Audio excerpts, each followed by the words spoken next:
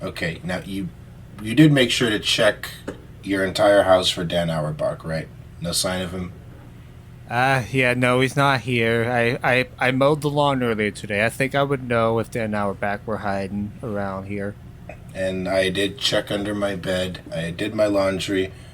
He could be hiding in one of the trees that's turning yellow because of the drought, but I highly doubt that. Assuming Dan Auerbach is a human, he needs water to survive, and therefore probably not be in the trees for long. So That I being think we're said, safe. that being said, when I was mowing, I did find a package that was sent to the wrong address lying on our back door. So maybe that Dan Auerbach misplaced someone's package and put it on our lawn. Does he not cease with the distractions? No, he does not. I just had to find that address, and I just had to walk over and just place it on their front porch. Damn, that's valuable time you could have spent trashing the Black Keys. And also the address on there was an address to a house that is torn down. Damn. So He yeah, just that doesn't let up.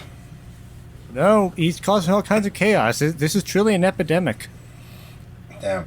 When we need to do a PSA, we gotta buy a billboards, let him know that Dan Auerbachs are out there, like trickster gods, causing mischief, causing havoc.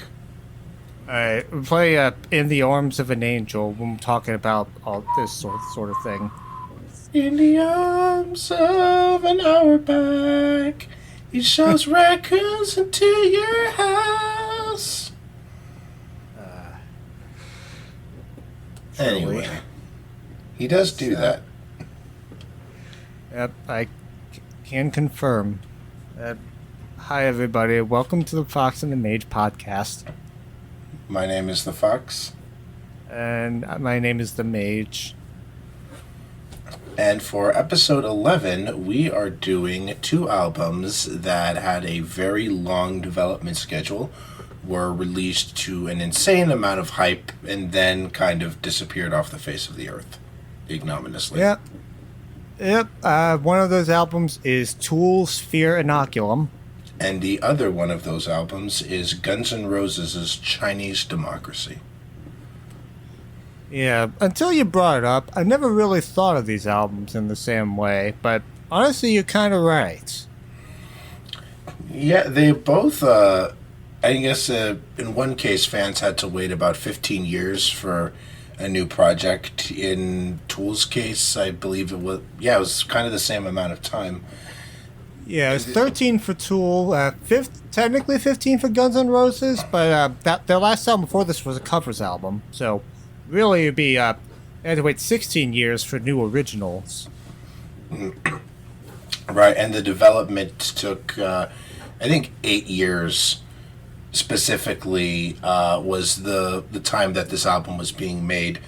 So there's like a lot going on with the development time of both of these albums. They both have different reasons why they took so long to get out. But, they are big acclaim, or they're big, well-known projects nonetheless, so we thought to explore them. Yeah, I actually heard Fear Inoculum, like, the moment it came out. So I was there for that, but we'll get there. We will get there.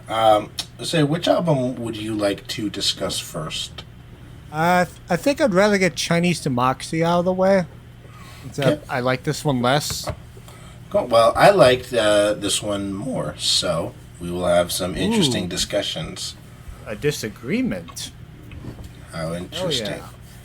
Bum, bum, bum. Yeah.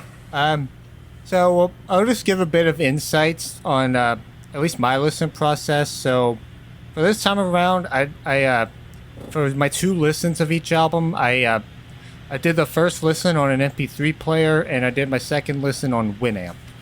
And yeah, the MP3 player is with earbuds, and on Winamp it's proper cupped headphones. So either way, it's uninterrupted and not streaming. Because I do want to ensure that I can listen to it. And so listening to this while playing a game I was playing Oddworld Stranger's Wrath for Chinese Democracy. It's definitely an experience playing your least favorite level of an entire game, listening to this album. It sounds like it would be.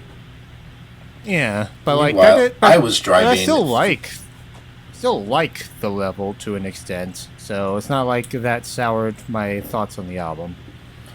I have a similar experience because I was listening to, I had listened to Chinese Democracy back when it came out because its release was cushioned around the same time as Rock Band 2. One of the songs from this album was released officially on Rock Band 2, and it became the first official sign that the album was coming out, and it did come out a month later. But for the purposes of this episode, I was driving through Oklahoma, which I would describe as my least favorite level in a video game that I otherwise enjoy of American states. Yeah, Oklahoma does sound like a bad level. Yeah, certainly there's not a lot going on. Yeah, there's uncreative character design. They do have the flaming lips and chat pile though, and you can't argue with that. Yeah. They're gonna start punching above their weight soon. They just need to really grasp for it. They really need to fight for it. Yeah, I'm just like Axl Rose kept fighting for this album to eventually come out. And eventually come out it did. Yep, he fought so hard. Yeah, I remember apparently there was a promotion for this album with I think it was PepsiCo that owns Dr. Pepper. They're saying that they will, if it comes out, they will give a free Dr. Pepper to everybody in America except for Slash. Yeah.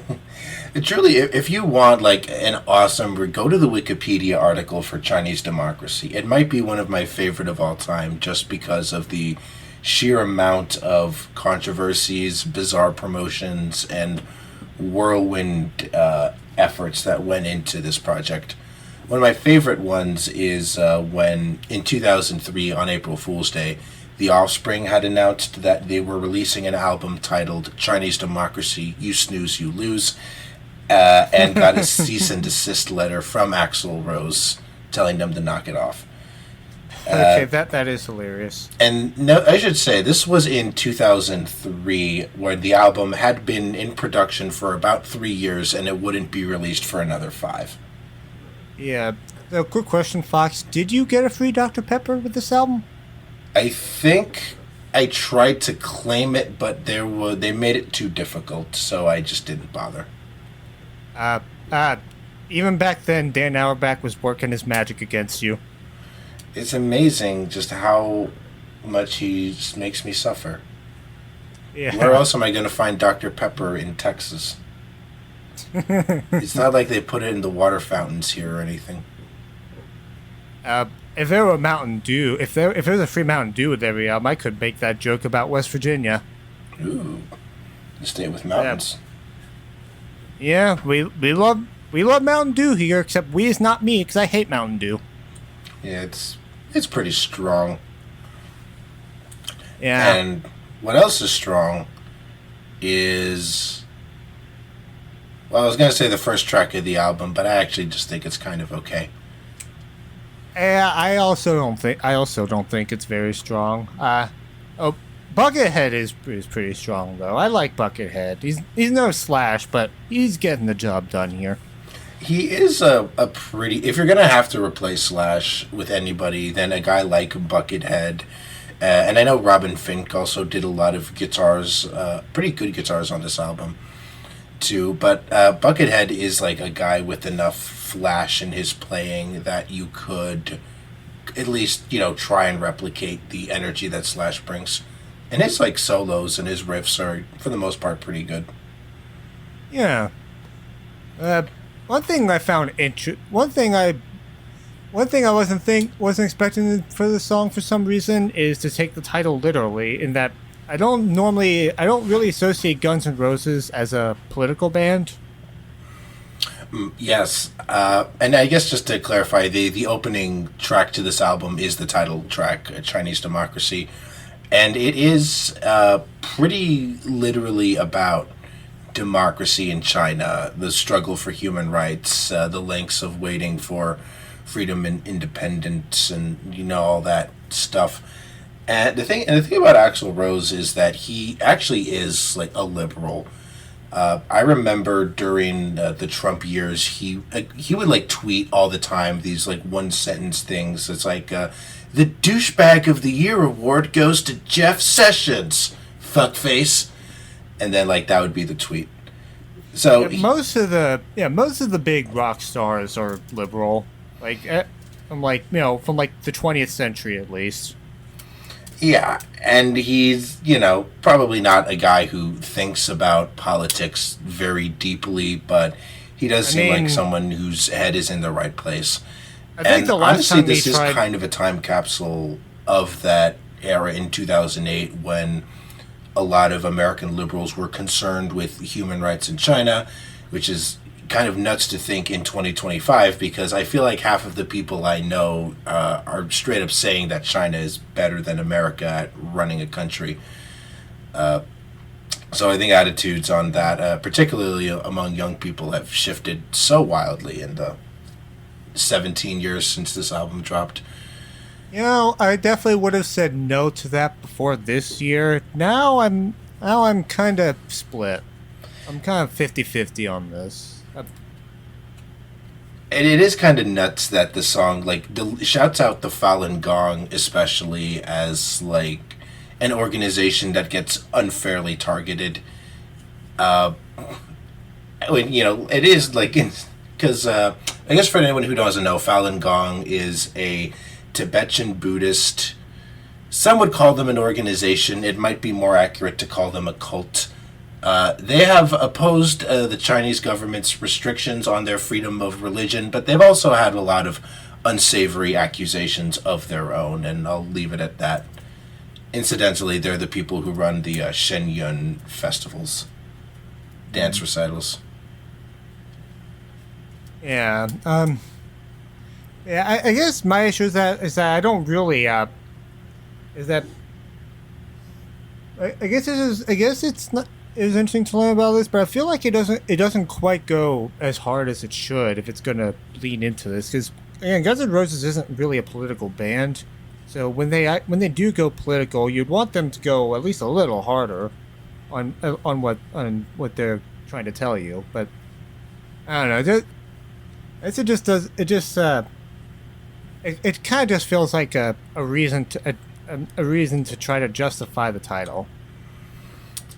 Yeah, and this song certainly lacks the complexity and the depth of the Jeff Sessions is the douchebag of the year award tweets. And apparently, this album was originally named Chinese Stew after a line in the song that is a reference to like cooking missionaries alive or something. And then I guess it got changed. That's a Guns N' Roses title. I'm sorry? Now that's a Guns N' Roses title. It really is a Guns N' Roses title, and like I guess Chinese Democracy that name got stuck with the album at whatever points, and then Axl did feel like he wanted to make it like he really, you get the sense that he was ambitious on this one in more ways than one. Including one aspect, like right away, that I've noticed is that this album does sound a lot more industrial than I'm used to with GNR. Oh yeah, like you can tell that like it makes sense because between the Use Your Illusion albums and this, we had 9 Inch Nails, Marilyn Manson, and Ministry blew up too. Yeah, this really does sound like they started recording it in 2000 or 2001. Yeah. This kind of dated.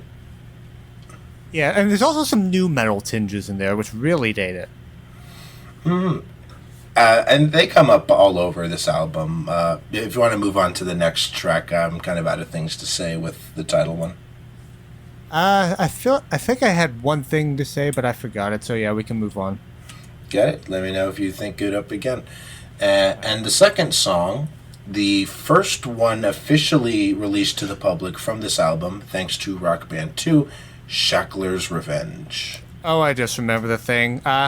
He's waiting on democracy to come to China, and as he says in the line. So you could say he's waiting on the world to change. And I think that kind of played into why I didn't like it. It is better than that John Mayer song, though, by a long shot. Still.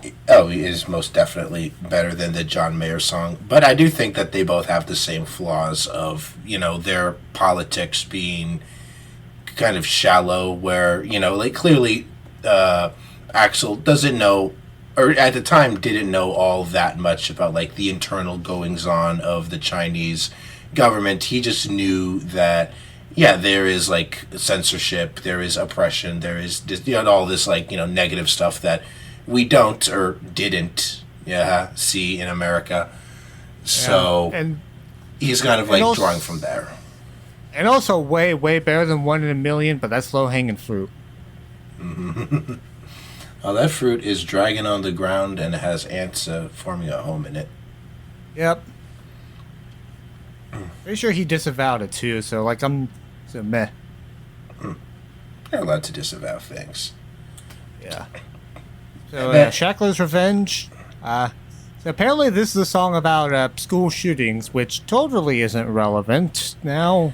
Yeah, I was like, and I had read that apparently it was inspired specifically by the Virginia Tech shooting, which happened in 2007, the year before, and I was, man, that was so long ago. Yeah, it's just like, insane to think about. You think maybe he was writing this before that happened, and then maybe this just, or maybe he did write this after that, since I know that that's shooter. Yeah, he wrote something inspired by the song Mr. Brownstone. Yeah, and I get then that fact, disturbed Axl on some level with, to have one's own art kind of used in that context by someone this evil, it could probably mess with you a bit. Yeah, that's totally fair. Like, I know there's like, okay, PewDiePie kind of sucks as a person, but I'm sure he was pretty horrified when two shooters shouted him out. Right, absolutely. Yeah, and like he did, and he openly condemned them too. So like, yeah. And then as for this song, it does kind of lean more in that industrial direction. It is very metallic, very kind of swampy. Axl really goes into his low register for the verses of the song.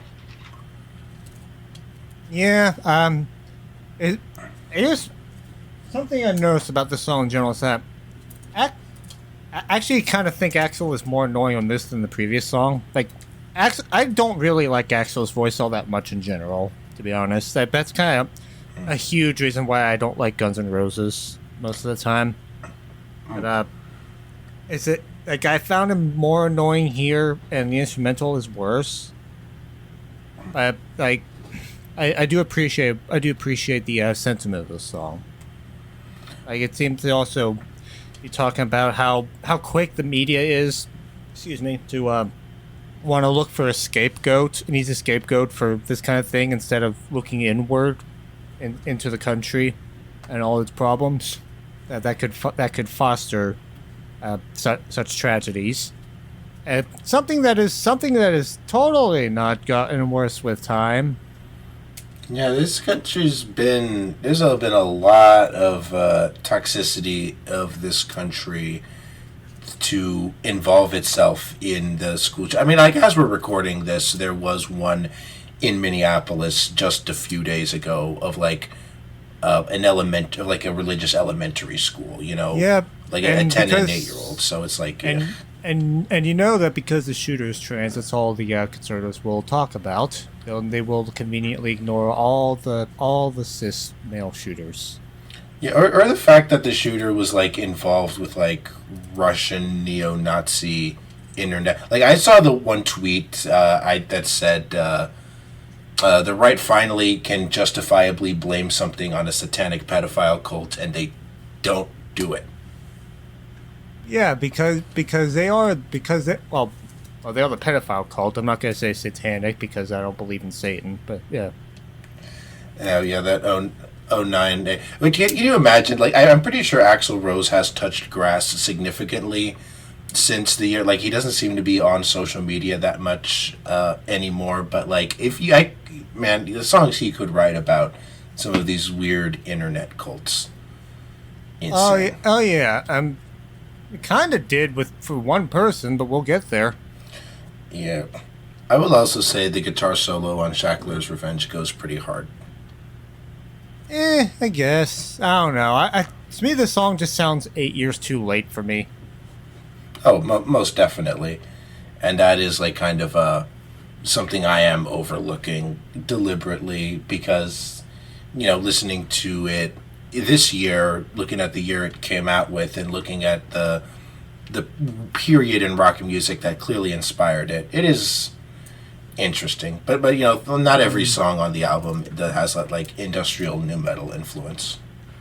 Yeah, it's still a better anti-school shooting song than Pumped Up Kicks, though. Yeah, it's clear what position the song is on. Yeah, that is a can of worms I don't want to open up, though. So I think I'd rather move on to the next song if that's all you have to say about it. We can save the Pumped Up Kicks discussion for the Foster the People episode. Oh, God. Meanwhile, we move on to track 3, Better. I guess it's better than the last song. I don't know. I'm not really into it. I do think it's one of the better songs, which I am glad, because if it was one of the worst songs, then I would hate to say that Better is a worse song. That would be a funny bit, though. But no, Better is one of the better songs, and most notably, I think this is one of the only Chinese democracy songs that I've ever heard in the wild. I swear I've heard it on radio stations as late as, 2017. Huh, really? Yeah, again, I must reiterate that I come from a part of the country with shitty radio stations. No. I do, too. I just to go on a slight tangent. Unstoppable Boy by French Montana and Sway Lee. Yeah. Pretty sure I've heard them cut out all the Sway Lee stuff, so it just sounds like an instrumental on radio. Damn, the Sway Lee part's 70% of the song. Yeah, the radio here whoever playing that radio really hates black people is my take. Yeah, that's a pet peeve I still notice and bothers me. Yeah. Anyway, back to Better. I don't know, this is just that nu metal sound again, and I'm just fundamentally not into that sound. See, I wouldn't be necessarily, but I do think that riff is pretty solid as far as being catchy. I think you said it sounds like discount Linkin Park, and that is yeah. I'll be honest, that did make me like it less because I'm like, oh, I totally hear it. But yeah, I'm not having a bad time when I'm listening to this. And this is the first song that, half of these songs are vaguely political. The other half are about failed relationships. This is our first failed relationship song. Yeah, that is what I picked up from it. It does have a good hook. I will give it that. I could be listening to Linkin Park instead. Especially at this time, because at this time they're on the Minutes to Midnight era, the singles from Minutes to Midnight are my favorite Linkin Park singles, overall. Yeah, and the Linkin Park comparison does, I think, hit this strong because there is clearly a bit of Linkin Park worship on this album, but at the same, a song like Bleed It Out, kind of laps every other song on this album out of the water. Oh yeah, totally. It's not even one of my favorite singles from that album. Yeah.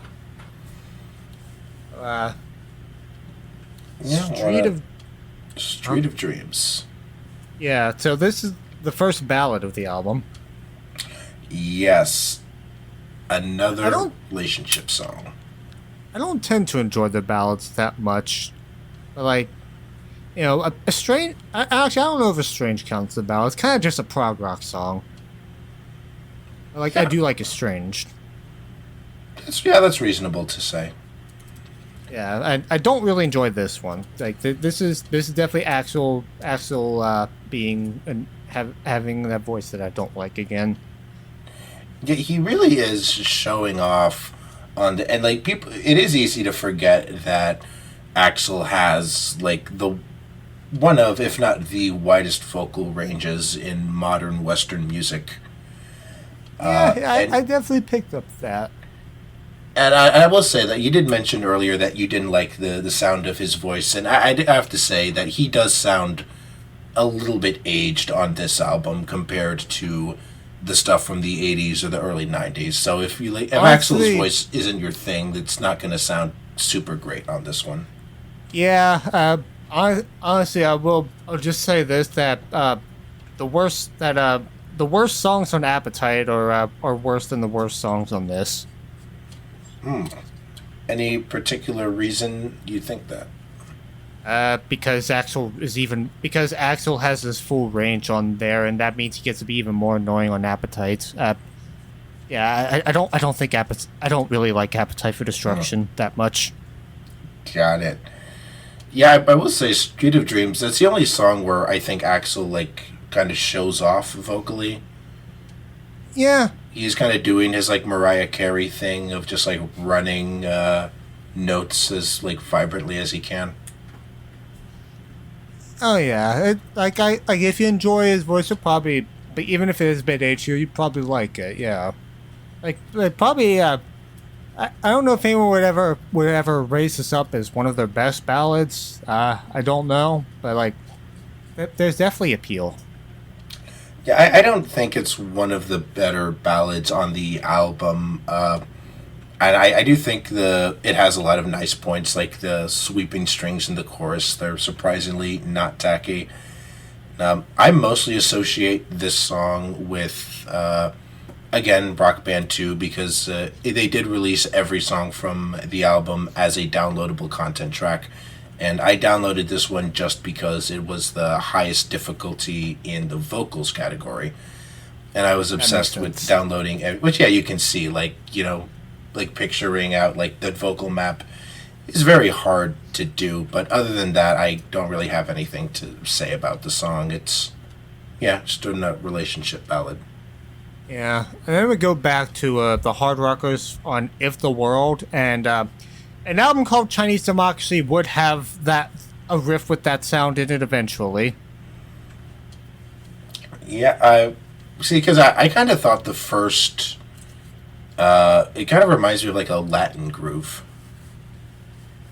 I guess it's there. I guess it is kind of flamenco-ish. I guess I was thinking of like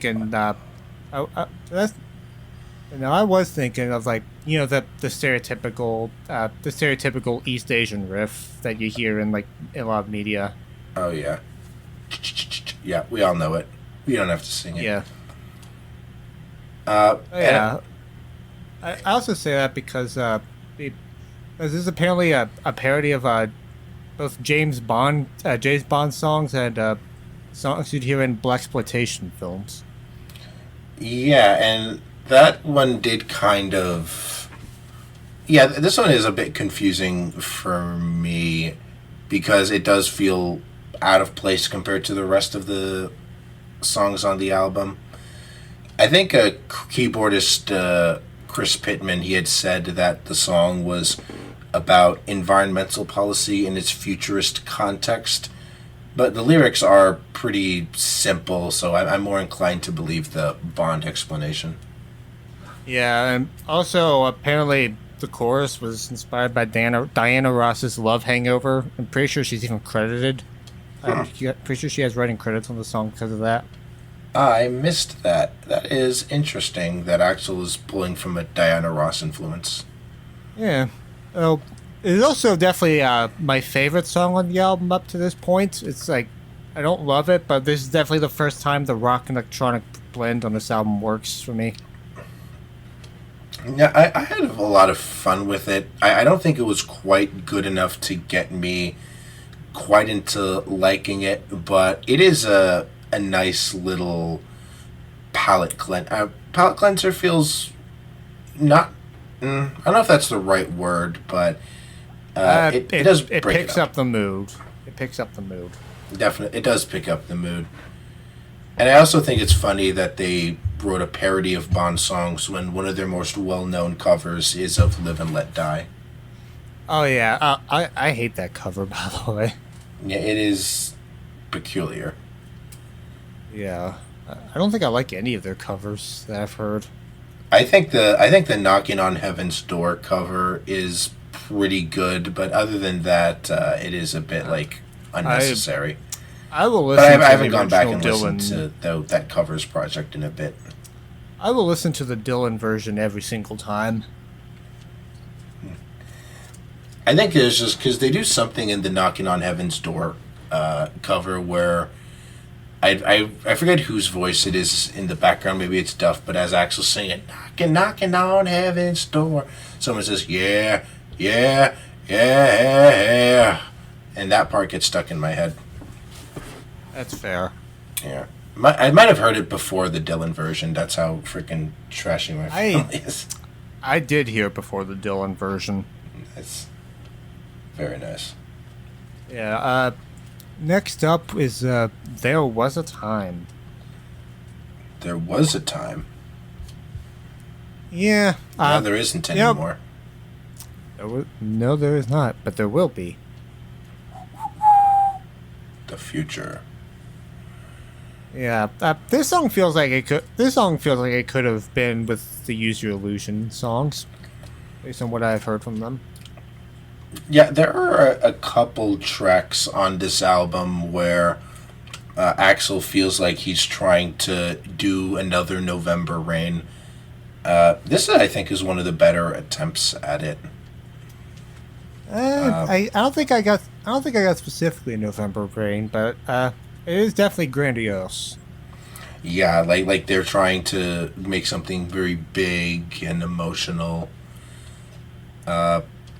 I really do like all the instruments here. This one is like there are like 30 credited musicians on the album, and that's mostly because they switched members out so often, but this one really does feel like he just got a whole bunch of people and like made something that he really wanted to. Yeah, but he's singing high notes, and I don't like his high notes. He's also singing low notes.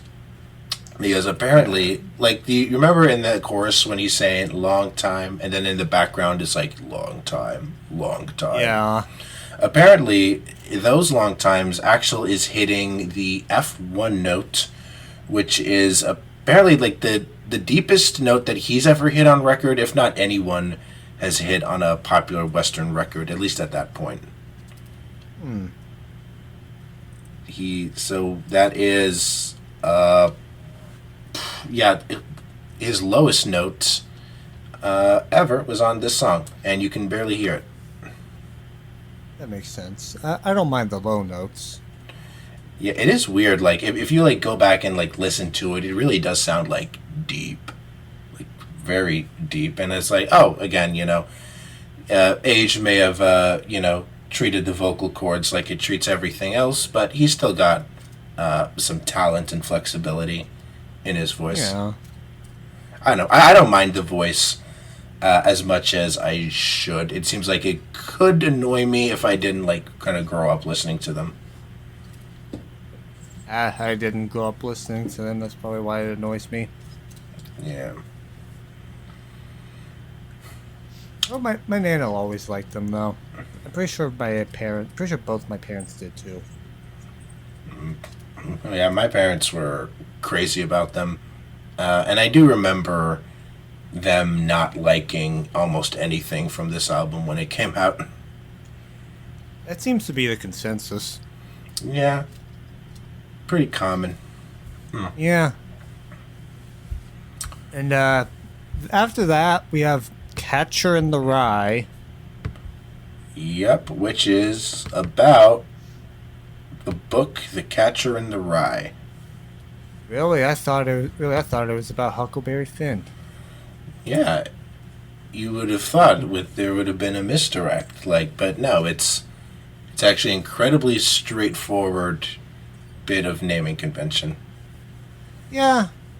No, but apparently, but it's not just about Catcher in the Rye. It's also about Mark David Chapman, John Lennon's killer, who read it, and I think he said it that inspired him to kill John. It was a partial inspiration for him to kill John Lennon, or yeah. he just read it and he was blamed, and that was blamed for it. I don't remember the full story. If I recall correctly, he did credit the book explicitly for like giving him a perspective on the world that made him view, because the reason he killed John Lennon was to like preserve his innocence in amber, and like not let him grow old and become a sellout, which apparently was a perspective he got from that book.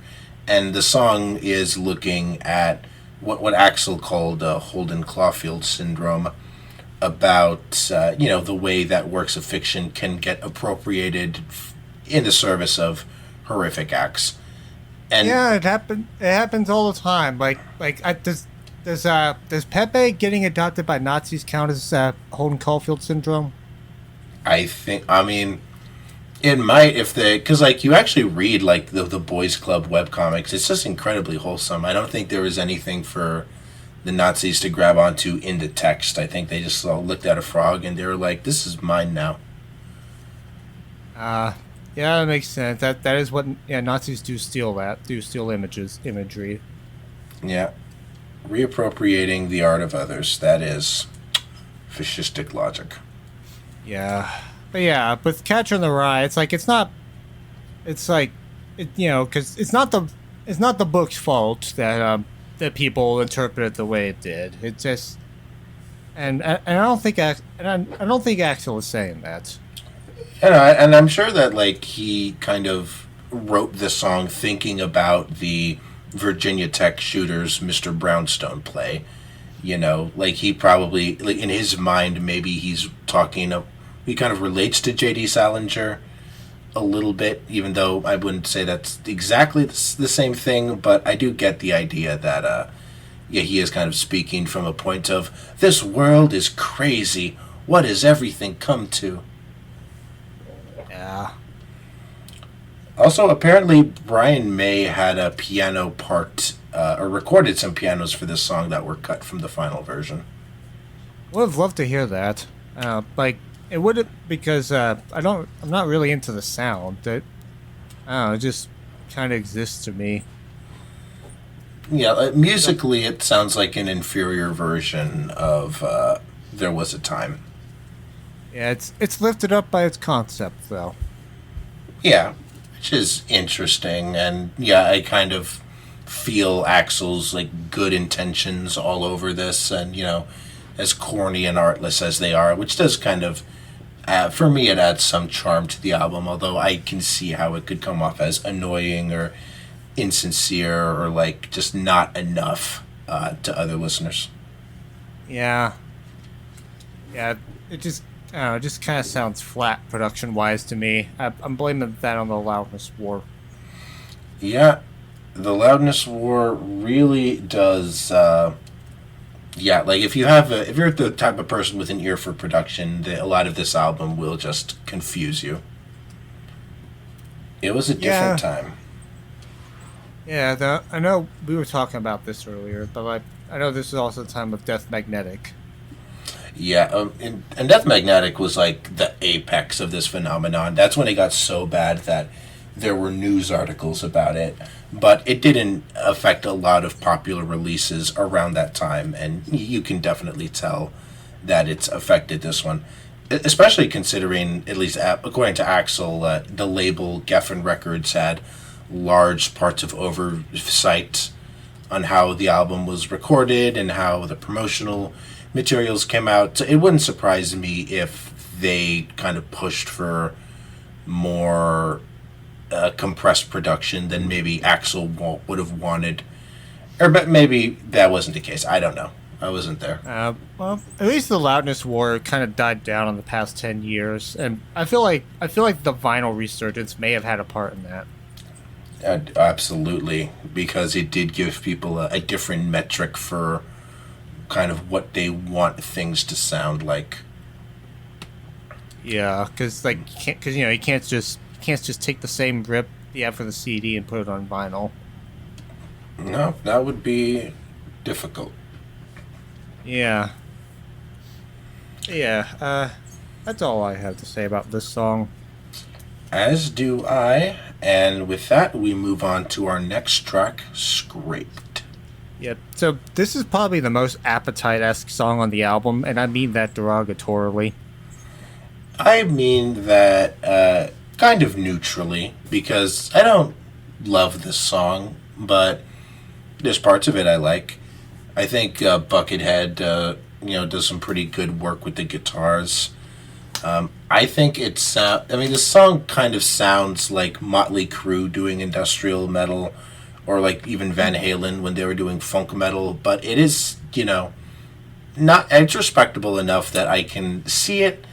It's a song about bipolar, always love to see that, but, like, sonically, I don't think there's, like, any, musically, this one just kind of does nothing for me.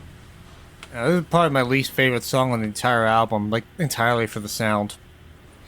Yeah, there's nothing really to latch onto. And like I said, the Buckethead parts are pretty good, but they do also suffer from the compressed production, and also there's just not much else to back them up. Yeah. Meanwhile, the next song has a lot going on. Riyadh and the Bedouins. Yeah, so apparently Riyadh is the name of the brother-in-law of Axl's former partner, Aaron Everly, who apparently who cited Hitler and Napoleon as his greatest inspirations, which tells you that the guy likes dictators with a single ball. Well, you put them both together and you have one two-testicled individual. It's only right. Apparently, the guy also claimed to be an international arms dealer, billionaire with ambitions of being king of the world. Yeah, and apparently claimed to fund underground Nazi organizations. Yeah, he seems like an insane character. I'm not surprised that Axl was tempted to kind of write a song with this guy on the mind. Yeah, and given the way things are now, that guy's probably not as underground now. Oh, yeah, I'm sure that guy is like the fucking undersecretary for like foreign aid, like right now, for all we know. Yeah. But I've also heard some rumors that the song was apparently his reaction to 9/11 and specifically Saudi Arabia's involvement in 9/11. But also, I think there are some reports that this song was recorded, or versions of the song came out as early as 2000, so it's pre-9/11 in that respect. Yeah, I don't know. I like all of his background is honestly more interesting than the song itself. Yeah, like I do. I kind of think this is my favorite song on the album just because it does actually go hard. I like the pounding drums. There is some energy. The guitars are very nice. But these lyrics have frustrated me for a long time now. Yeah, that makes sense. Okay. The first chorus, Riyadh and the Bedouins had a plan and thought they'd win, but I don't give a fuck about them because I am crazy. What does that mean? What does that mean? That doesn't mean anything. Yeah, and like the thing about the Saudi involvement rumor is that the Riyadh, which in the song title is spelled R-I-A-D, is a bastardization of the capital of Saudi Arabia, Riyadh, it was spelled R-I-Y-A-D-H. And then there's some weird lyrics about like where I guess he thinks that Saudi Arabians still live in like huts, even though they're like a modern petrostate. Yeah, I don't know. His dumb is showing. Yeah. Yeah, sound-wise, it's kind of just another cock rocker to me. Yeah, and I think it's maybe a well-done cock rocker, but yeah, one where the background is probably more interesting than the song itself, and we do get another dose of Axl Rose's kind of shallow perception on world politics. Yeah. Also, this is something I mentioned earlier, but I think this is kind of just something I noticed about Axl Rose in general with a lot of these singers that are like held up as beacons of masculinity. Why do they all sing like they have vice grips attached to their balls 24/7? Like that, and Angus and Brian Johnson and Robert Plant. Honestly, Bruce Dickinson, to an extent. Hey, yes, though. Well, I guess some people can just hit like a nice falsetto, and I don't know. Like I think Todd in the Shadows once said that a falsetto is something that if you're 98% good at it, it sounds horrible. No, I do like Bruce Dickinson though. I guess he sounds a bit more clean compared to those other three. I did have and I guess this is shown, like my mom is like a huge Judas Priest over Iron Maiden person because she doesn't like how high pitched Bruce Dickinson gets with his vocals. I guess Bruce Dickinson and Axl Rose are kind of in similar camps. They're both operatic. They are both, which does make it interesting that she does like Guns N' Roses over that, or even like AC/DC, a band where it can get very high pitched. I do like Iron Maiden over Guns N' Roses and AC/DC. I would have to. I don't know if I like Guns N' Roses or Iron Maiden more. I used to be into Iron Maiden, but I might have to check back into them. Yeah. Sorry for derailing this. The next song is Sorry. Not for derailing this, just, in general. We're sorry. We are sorry. And that's basically this song. It's just it might as well just be that. It's like he is just so bitterly sarcastic in this song. Yeah, this is one of your maybe one of the less sincere sorry songs out there, and that is saying something. I guess it's just kind of a middle finger to people talking shit about Axl specifically, according to him.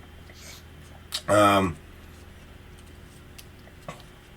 I do think that there is some, like that one chorus, I think it does go pretty hard. I don't know if it saves the entire song for me, but I do hear some like oomph in his voice, even if it does have maybe the funniest line on this entire album to me, when he just is all warbly saying, "And I'll kick your ass like I said I would."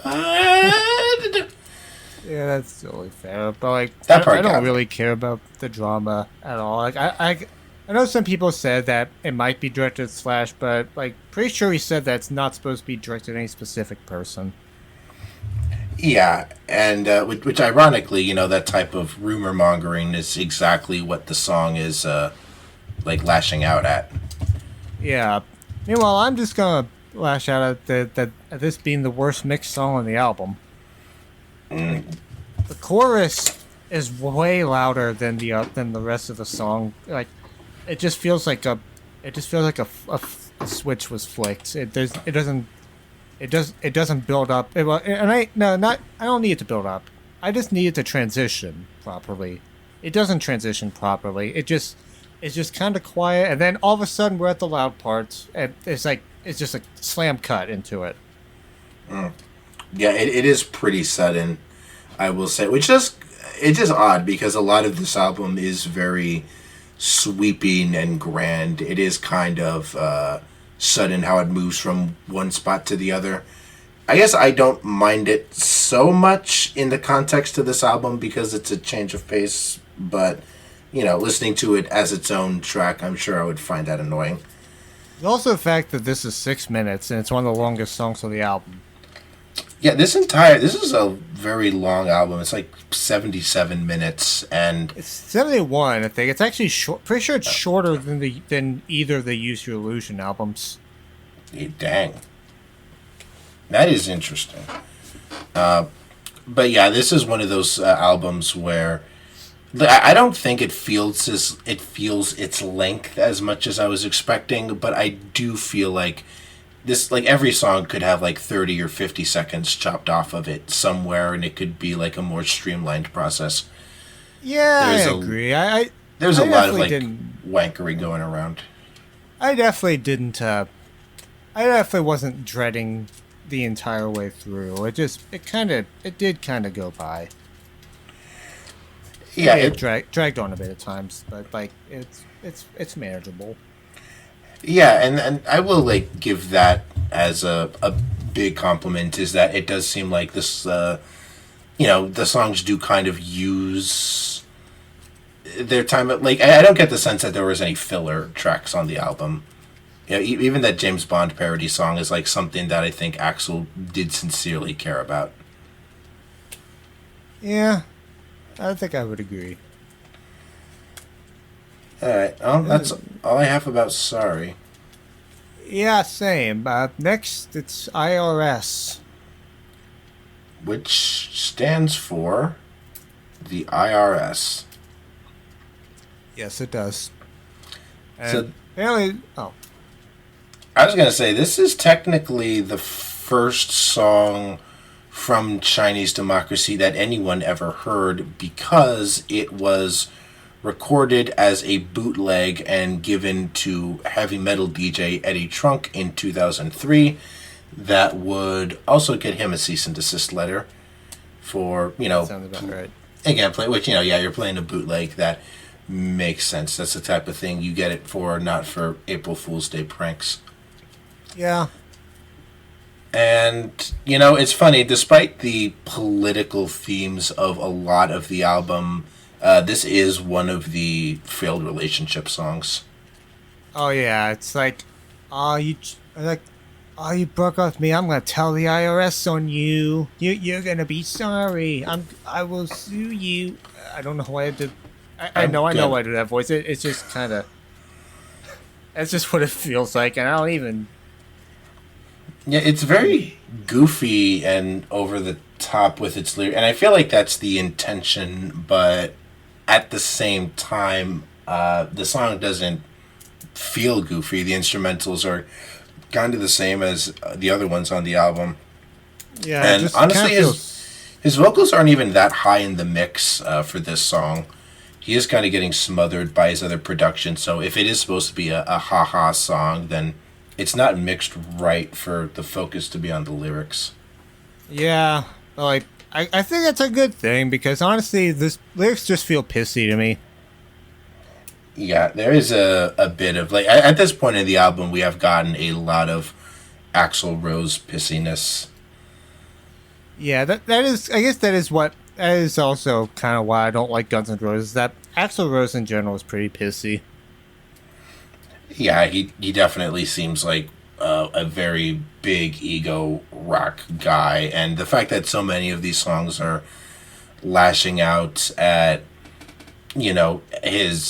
allegedly his bandmates, possibly his label, a lot of different things, it can be hard to swallow. I tolerate it mostly because I can... Honestly, it's for the same reason that I tolerated Francis Ford Coppola's Megalopolis, despite also being an overbloated mess with not sure who exactly it appeals to, but the artorness of it and the general optimism that it purports to have kind of makes me a little generous to it, because I feel like like the energy coming off of it is nicer. That's totally fair. I've never seen Megalopolis, for the record. I just remember that everybody hated it when it came out, and then I stopped hearing about it because a bunch of other movies that everybody hated came out around the same time. People wanted me to hate Megalopolis. And as flawed as it was, I can't hate a movie that ends with a pledge of allegiance to the human race. Okay, I gotta watch this movie. We're gonna watch this together someday. I need to see this. Ooh, movie night. And yeah, that is what kind of... I mean, we'll get to the next song, Madagascar, in a second, but this album does feel like they're, Pledge of Allegiance to the Human Race level of, some would call it corny, others would call it sincerity, but it does hit kind of odd in, the very cynical 2020s. Yeah, I guess I'll put it this way. I don't mind cornball. I really don't. I don't like. I am not going to mock sincerity for the sake of it. I just don't care about the pissiness of this. I just think it's confused in what it's trying to go for. Yeah, there is this album is all over the place.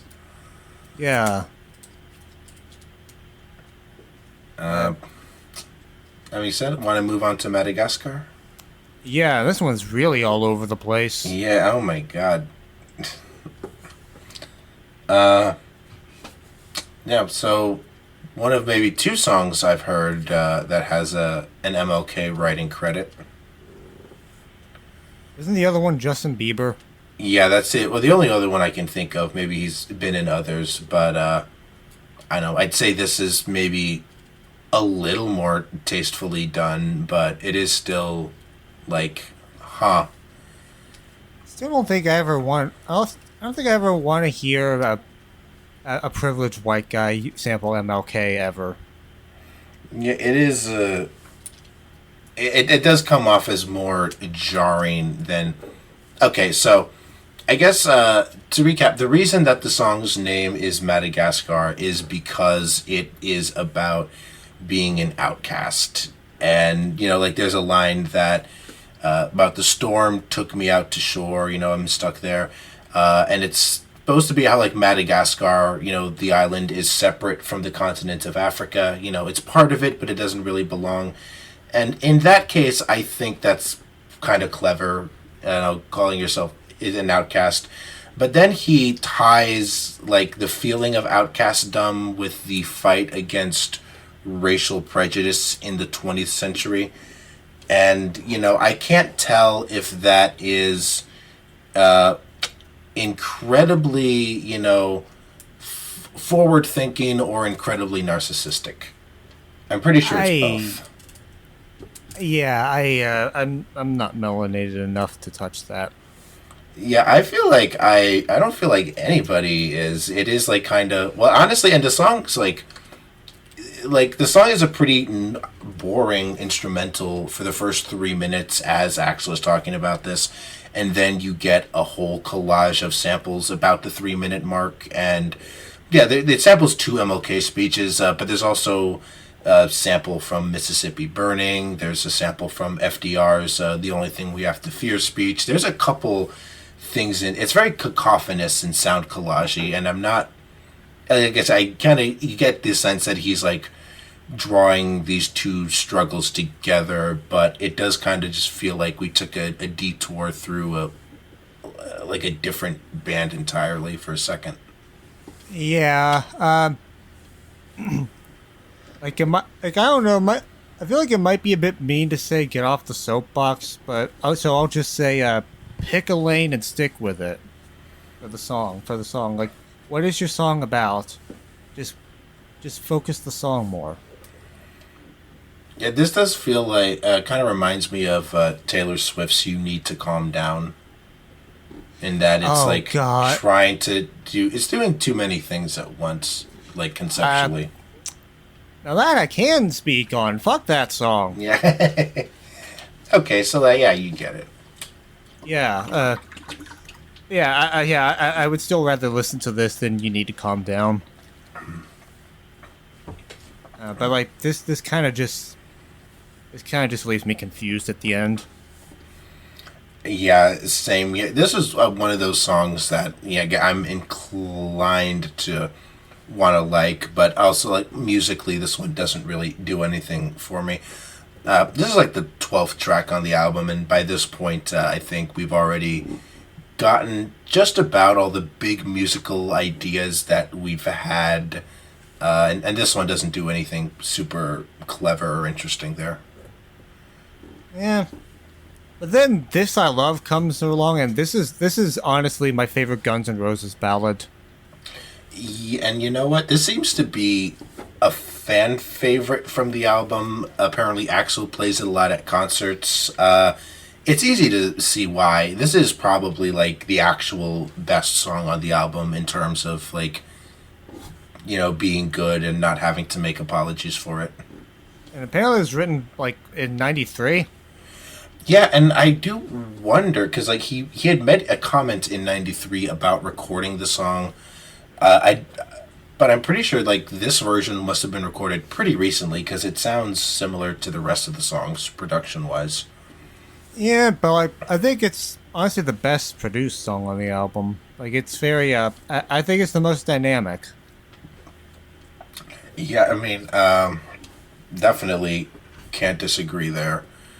I think Axl has said himself that the orchestral part on this one is his favorite bit of music on the album. I mean, it's my favorite bit of music on the album. And I think he said it's the heaviest thing he's ever written. I would believe it. Yeah, this is this might even be the best song, like in general. I'm being honest. It is a pretty powerful, and I do grow to appreciate it the more I listen to it. I'm kind of okay on it as of right now, but no, you can like picture this like hearing this one at a concert, and it's slowly building up. Like there are almost no drums on the entire song. It is very kind of straightforward and not like you're right. It is produced very well because it's not smothered with sound and compression. It'd be a great way to end the album. Yeah, it is. As far as the November Rain kind of attempts to kind of create a song with that level of grandiosity and sway over the public, this is a very good effort at that. Oh yeah. Oh, this made me feel more than November Rain. I don't know. I actually think it's pretty sure I like this sound more than November Rain. Yeah, I don't know. Never really liked November Rain all that much. See, I kind of had a problem with some of this album where I would sing along to songs like "This I Love" or what was that other one? There was a time I would sing along to them and then it would accidentally turn into November Rain in my own head. So I think that's why I'm kind of giving these songs that like distinction. That's fair. And also Axl's like kind of he's ambitious on the album. He does have a couple of these very big, sweeping orchestral songs. Oh yeah, totally. Like that makes sense. I think that's one of the things he's known for musically. Yeah. Yeah, very big. The man has ideas. Oh yeah. And then the album ends with Prostitutes, which I like this instrumental a lot. I just wish these weren't the lyrics. Yeah, this is also a fun fact about this song. Apparently, this is Nicolas Cage's favorite GNR song. Oh yeah. I read that. But yeah, this one does, and it is about Axl's struggles with Geffen Records in getting the album out, as well as his reaction towards the fans and potentially his other bandmates. It is like very it's kind of a pissy way to end the album, and if I didn't like have some residual goodwill, well, also like a big there's not one line in the song where he all but literally says, "Hey, I know the album is super late, but come on, be nice to me, okay? I did my best." And I don't know, that's like, man, because you gotta figure it does suck, for anybody to be inundated with like all this negative attention and to be the butt of jokes, especially like back in 2008 when the social media scene was just starting to rise up, and it would be easier than ever to shove hate onto people we'd never met. Yeah. So on that level, I do empathize with him enough to say that I endorse the song. But, if you don't have that empathy, then you are hearing like one of the pissiest things that Axl has ever penned to paper. Yeah, I think it's just why I'm very mixed on it. Really do not like the lyrics, but I really like the instrumental. Like it's very like this is the best rock electronic blend on the album. It really is. There are some like very nice dimensions to it, and I also really love that outro where it does get kind of full electronic. Yeah, like It again, is surprisingly very pleasant. Linkin Park esque. But like this is like when they finally figure out how to turn that into their own thing. And I honestly wouldn't mind hearing another album of them doing that sound if they manage to figure it out by this point. Yeah, it's kind of funny. I actually do not know if if GNR released another album after They did this. They did not. Okay, yeah, because I feel like I would have heard about it. The whole thing kind of put them in the past tense, just by kind of halting their momentum. But, Yeah, but this kind of did. I will say, I actually think this is a better album than Appetite for Destruction. ooh, very That. bold take. There are two songs I have starred from Appetite and one song I have starred from this, but honestly, I could see myself not caring about the lyrical content of Prostitute on a given day. Yeah. And if you just kind of forget why the song is called Prostitute. That is the other thing. Like, the pissiness is baked into the lyrics where he just says, "Do you want me to be a prostitute for your enjoyment?" It's like, okay, calm down. It's not that serious, but I do get what you're trying to say about, not wanting to kind of work with people you don't like. That's all right and all that. But, like, calm down. Oh Calm yeah. down. It's fine. It's not that serious. So yeah, that was Chinese. Or do you have anything else to say? I think that's it. No, that was that's all I have to say about Chinese democracy. I guess I also have to say why I prefer it to Appetite is that I do feel there's more depth to this album than on Appetite because Appetite is mostly the hard rockers, and as much as I'm not into a lot of Guns N' Roses ballads, some of their hard rockers are their worst songs. Like I loathe Paradise City in particular. Ooh, bold take, but that might be their worst song. I've kind of never felt it was anything special, but I wouldn't say I dislike it. But I also do get what you mean because Appetite for Destruction is a debut album of a bunch of meatheads in their 20s, and Chinese Democracy is an older, more experienced Axl Rose kind of making his own Artur project with attempts at depth and complexity based on the life he's led and the events in the world over his life. Yeah, so there's a bit of resonance there, I feel, with me that Appetite didn't have. Yeah, and again, considering the places both the albums come from, I totally get that. Yeah.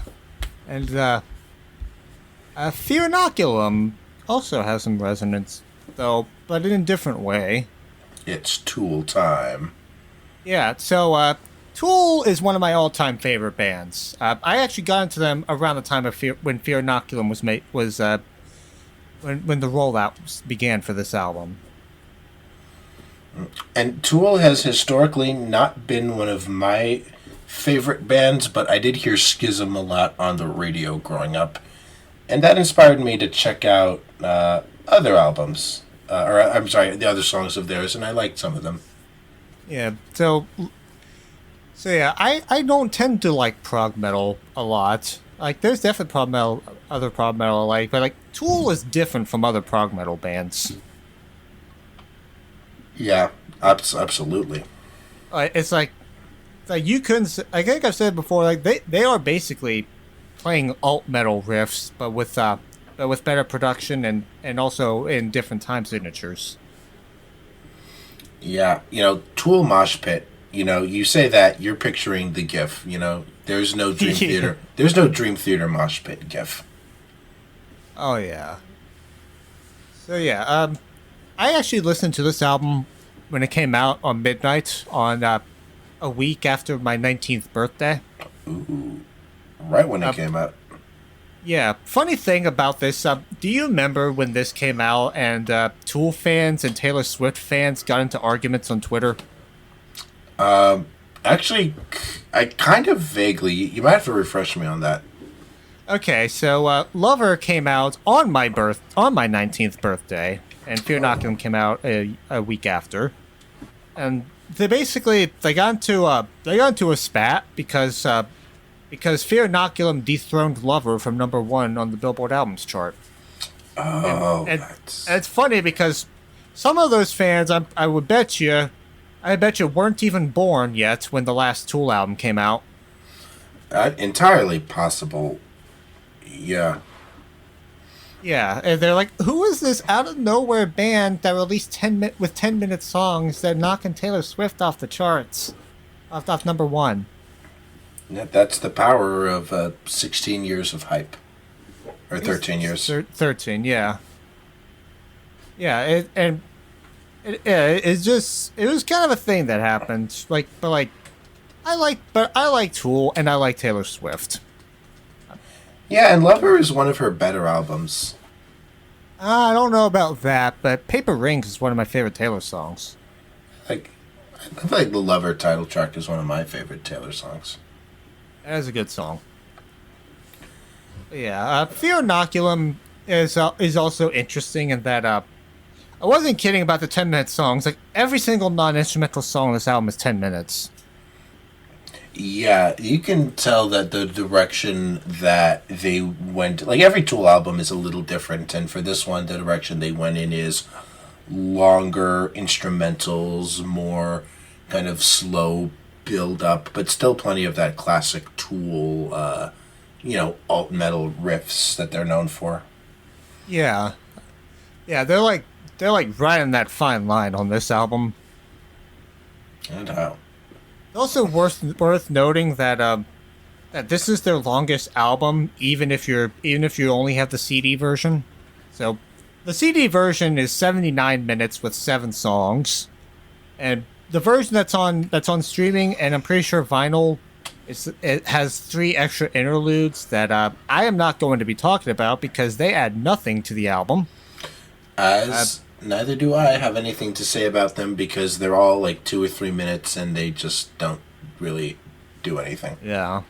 But that version is 86 minutes.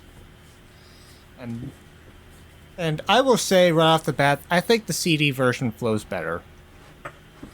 Yeah, I'm inclined to think that the streaming version is better because I like the idea of this album having interludes in theory, but I think the interludes we got are just kind of not really doing it for me.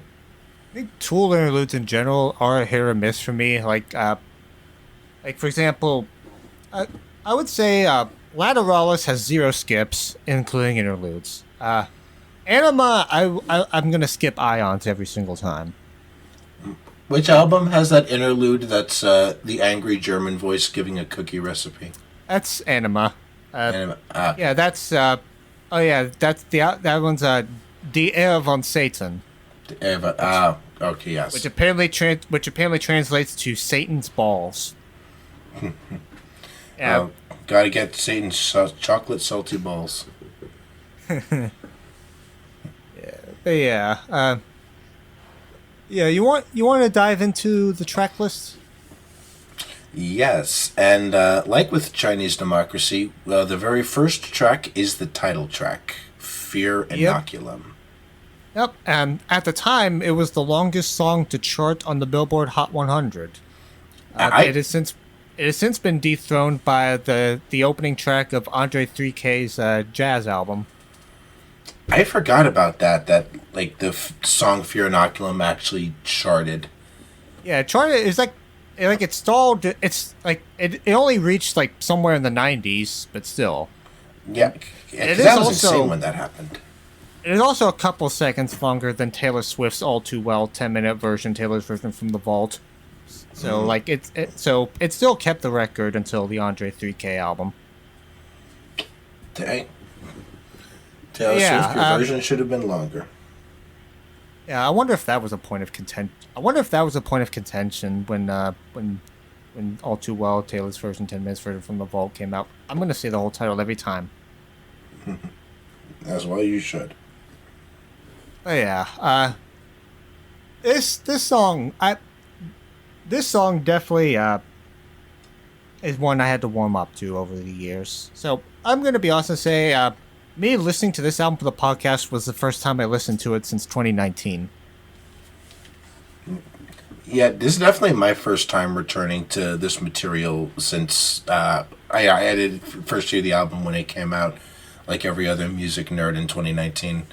So this is my first time coming back to it in a while as well. Yeah, and this feels like an invitation into this new direction for Tool more than a song. But I mean that in a positive way. I love this song. Sorry, I have to cut out that sneeze. Yeah, it's definitely reads like a kind of proof of concept for the direction the band is going in. And I know that the band did get a lot of slack for being, or a lot of shit, I should say, for being...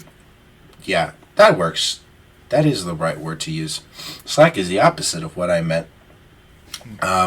But yeah, they did get, people said that the album was slow and lingering and boring. And it's obvious the direction they wanted to go in if, Maynard James Keenan could make more conventional rock songs under A Perfect Circle and Pussifier, whereas the songs on this album, they can only be Tool songs, Yeah, like Tool is a very special beast. Yeah, they have a sound, and a Tool song when you hear one. Oh yeah, and yeah, I also feel like the lyrics are kind of reflective of the gap between 10,000 Days and this.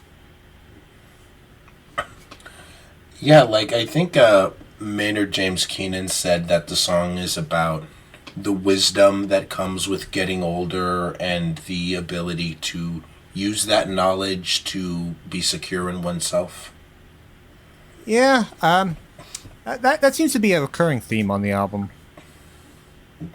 Yeah, it doesn't surprise me that a late era Tool album does kind of deal with themes of aging and and decay and these kinds of concepts. I think that might be why I didn't quite get it a lot of the album at the time, because I was 19 at the time. I was getting into Tool, and even though it stick with me, this album didn't really stick with me. Like I wanted their hard rockers. I wanted the Pod. I wanted Stink Fists. I wanted Lateralis. As I got older, I got more patience for the slow builds and the just the hypnotic grooves. That I think it also helped that I got into Swans in the past 5 years. That was what I was gonna say too. Like, because I also remember feeling muted on this album when it came out for a lot of the same reasons that you said. But then again, since then, I have also gotten into Swans, and I know you are into Swans. So, and they kind of do everything that people criticize. People say, "Oh, it's long. It's repetitive. It's It's like, well, yeah, again, Swans does all of that, and I like it then. So, again, reasonable to think that I would evolve on this opinion as well. And Swans does that all up to 11. And oh yeah, like there's so much. Like those songs are way long. Like every song on The Birthing is like longer than every song here. Yeah, way longer and more repetitive too. I know Maynard James Keenan has also cited Swans as an influence on his music. Nice. Yeah, I guess that doesn't surprise me. Particularly Greed. Agreed. That makes sense. That makes a lot of sense, actually. Yeah. But yeah, this isn't one of my favorite Tool songs, but like I'll put it on every now and then. Yeah, I kind of like the boingy drums. I will say this is a song that sounds much better with headphones than listening to a car radio driving 75 miles an hour. Definitely. That's probably why it didn't stick on the Billboard so long. Yeah. That's the only reason. Sure. Yeah, that I choose to believe it. It really does sound better when you have the headphones and all those like drums are kind of like popping up in the background. Yeah, it is again like after listening to Chinese Democracy, I will say this album is like very nicely produced. I'm gonna guess you said produce because I did say on Discord. Sorry, yeah, I did say produced, or at least it's better produced in the sense that I can like hear everything. Oh yeah, I'd say most Tool albums are very well produced. 10,000 Days is kind of a mixed bag in that regard. But yeah, Lateralis, okay. Yeah, I'd say the exceptions are Undertow and 10,000 Days. But like, the other three are really well produced. Alright, that makes sense. Yeah, and with Undertow, they have the excuse of they were a totally different band and also new. Yeah, that was like their first, well, not their first project, but like their first like big album. Yeah. Yeah, I guess a spoiler for this is that I do think this album is at least better than 10,000 Days in terms of flow. Yeah, not the first person I've heard say that. Like 10,000 Days probably has the most individual bangers of any Tool album, but it also has the worst flow. I'm not too familiar with 10,000. I think the only other Tool album I've listened to in the past 5 years is Anima. Well, Lateralis has consistently been my favorite Tool album since 2019, and one of my favorite albums of all time. So that's kind of my gold standard here. It sounds like a reasonable gold standard because I mean, yeah, Lateralis has like a lot of the big songs that people love. It's got my favorite Tool song, Schism, basic ass opinion, but it is. I also do like Parabola. Oh yeah, Parabola is my favorite. That Suite is genuinely like a top 10 or song of all time for me. Very nice. Yeah, I think I said everything I had to say about the title track. Yeah, I do too. I think lyrically it's interesting. It is a nice kind of introduction into the album. I don't think it's super memorable otherwise, and it is long. Yeah, and I do still like it a lot, for the record. Like, I love Tool, so when I say that this is one of my favorites, that's just me saying I still really like it. I just prefer some other songs. Like the next song, Numa. Yeah, Numa is good. Numa. Numa, a decent song about the soul.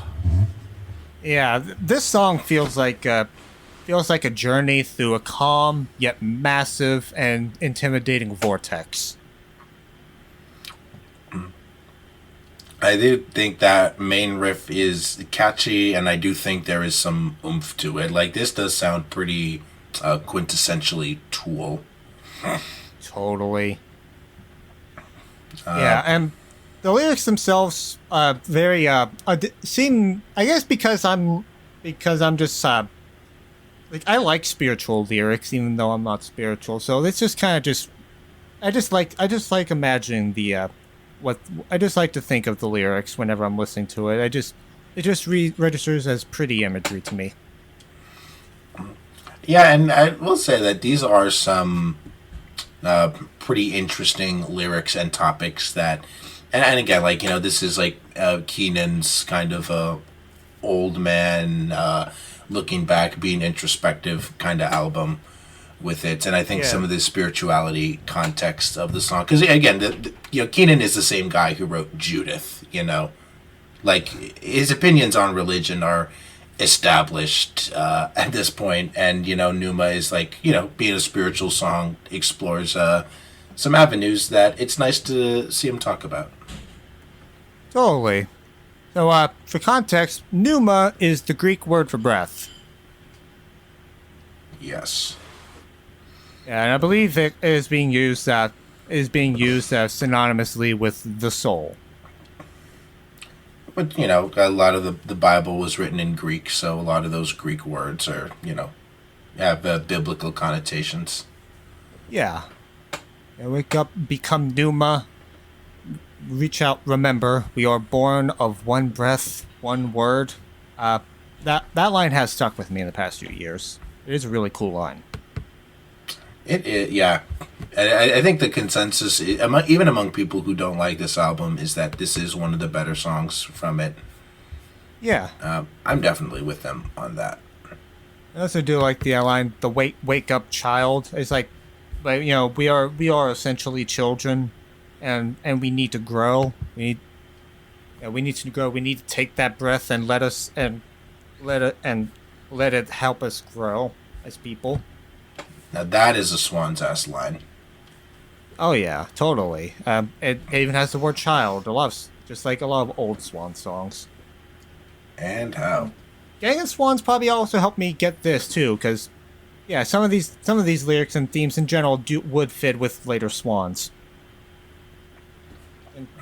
Since we also know Michael is very spiritual, but not necessarily religious. And I'm pretty sure he's actively condemned religion. Oh, yeah, and I'm sure that he has also listened to Swan. Jira has listened to his share of Tool in the 21st century. Maybe. Yeah, I know he listens to Lana Del Rey. That is very fun. I do love that. Yeah. Yeah. And then this song goes into its instrumental bridge, which is because of that I like to think this song is perfect rainy day music during the fall. Ted, I feel like with this one, at a certain point, some of those big instrumental sections at the end just kind of get a little too... like, people have called this album hypnotic. I don't think that's the case. I think these songs are just like... Every song here is like 2 or 3 normal Tool songs kind of taped together with, the kind of... Like, they're too shifting and too dynamic to be hypnotic. I feel like I would prefer it if it kind of dove into one over the other. I could say that about a couple songs on this album, but not this one. I do think it works in this song's favor. They picked a really good riff to draw out for several minutes.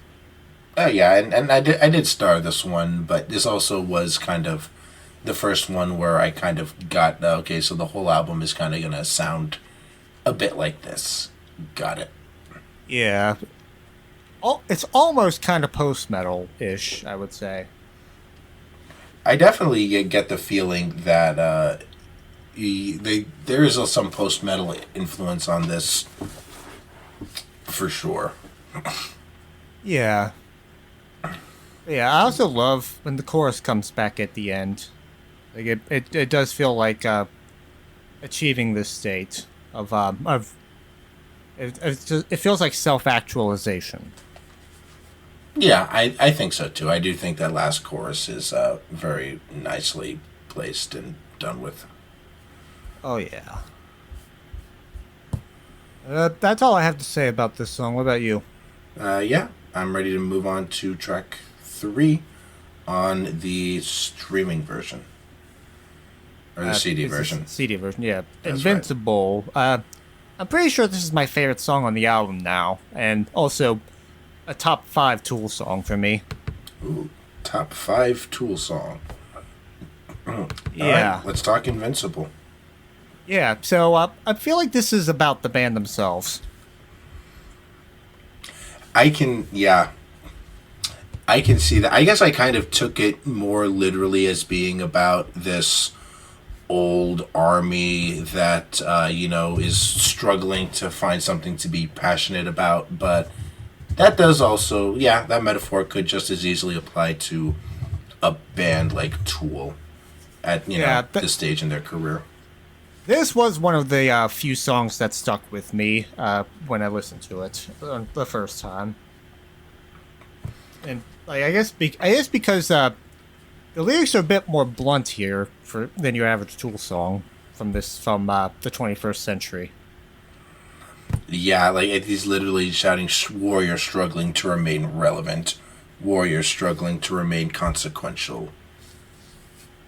Yeah. Like, yeah, that sure is. And also, the riff, the riff throughout this song is glorious. It does like kind of stick itself out as being memorable. Compared to the scope. Yeah, it does. It does start very promisingly. Kind of distinguishing itself from the first two songs in that respect. I do like that. I also like some of the lines at the end, like when he says, "Tears in my eyes, chasing Pond Stalion's phantoms, so filled with hope, I can taste mystical fountains." Like, kind of incorporating that, like, sense of hopelessness, looking for something that doesn't exist. I think that was, like, some pretty good words and lyricisms. Oh, yeah. And tying that into this being about the band, that does feel like them saying that they are forever trying to achieve a goal that they'll never reach. This ultimate final form. There will never be a final... There will never be even though that desire will always be there. So the only final form that will exist will be whatever their last album will be. Yeah. It reminds me of it reminds me of Pink Floyd's line from High Hopes, that encumbered forever by desire and ambition, there's a hunger still unsatisfied. Yeah. Like that sort of just always, exactly. The hunger is unsatisfied. It's there, but it just will not be satiated. Yeah. Yeah, but in general, just the imagery by itself, even without subtext, I do love the old guard who was struggling, who is not as mighty as he once was, but still yearns for that old glory. And sometimes that old glory is performing at Woodstock 99. Were Tool at Woodstock 99? I felt like they should have been. I don't think they were. They were not. They weren't in an album cycle at this time. I don't think they were. Interesting. What's wrong with Tool? I also really like the line tale is told, of battles done, of things we've won, of things we've done, Caligula would grin.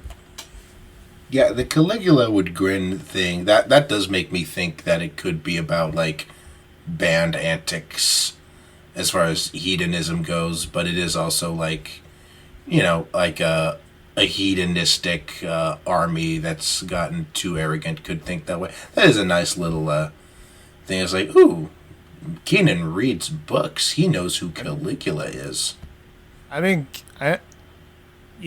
Keenan is very arrogant himself, and I'm pretty sure he knows it. Yeah, self-awareness is the saving grace for, any author with a kind of a flaw like that. Yeah. And also, what was I going to say? Yeah, there's a song on the album named Chocolate Chip Trip, so, it's good to know that the band doesn't take themselves too seriously. Oh, yeah. Okay, I remember what I was going to say now. I feel like, some of the antics that they got into, like, remember in the early 90s when they trolled the Church of Scientology? Ooh, I actually don't remember exactly what that was. They infiltrated, I guess, he pretended to be a Scientologist, and then he got on stage, and he just bawed at them like a sheep. God damn. Yeah, and Yeah, I mean, that sounds Tool like something has, you would do. and he's made pot shots at Scientology in his music before. Like on Anima, there's a couple, like on this title track, he says "fuck L. Ron Hubbard and fuck all his clones." And Dang. and it's speculated the song "Eulogy" is about L. Ron Hubbard, where he's like, he had a lot to say, he had a lot of nothing to say. We'll miss him. Honestly, that could be about anyone. Honestly, I don't think it's about any specific person. Yeah, the important thing is that it's legally not, or that you cannot slander the dead, so it's impossible to sue for that. Yep. Yeah, this episode was recorded by John and Jane Smith, by the way. Ding! The more you know. But yeah, after that, those verses, we get this. My favorite part of the song. Well, one of my favorite parts is the that instrumental bridge. That like leave it to them to make a chugging riff sound awesome. Yeah, that is, taking, again, like you were saying earlier, taking some of these good alt metal sounds and, sophisticating them up a bit with some good production and some mathy riffs. Oh yeah.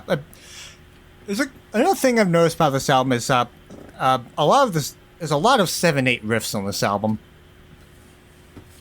Yeah, I was kind of, I guess because of the album or the way that the songs are, it was a bit harder for me to grasp out these time signatures. But yeah, every time signature I tried to catch or pay attention to was an unusual one. Yeah. And also, 7 seems to be a recurring theme on the album. There are 7 songs on the CD list. The song "Tempest" is spelled with a 7, and you got all the 7/8 riffs. So yeah, they're clearly drawing attention to the number 7 throughout the album. Yeah, which by the way, we should point out that on the version of this album that does have the bonus tracks, the song "Seven Impist" is the 10th track, whereas the 9th track. Well, point is, it's not the 7th track like it was on the original version, and that bothers me. That 7 Impist isn't the 7th track. Yeah, so that makes me think that the CD version is the intended version, and that was the one I did for the second listen, whereas I did the extended version for the first listen. Same here. That's why I say the CD version flows better. Yeah, it especially no, these interludes are like less than nothing to talk about. Yeah.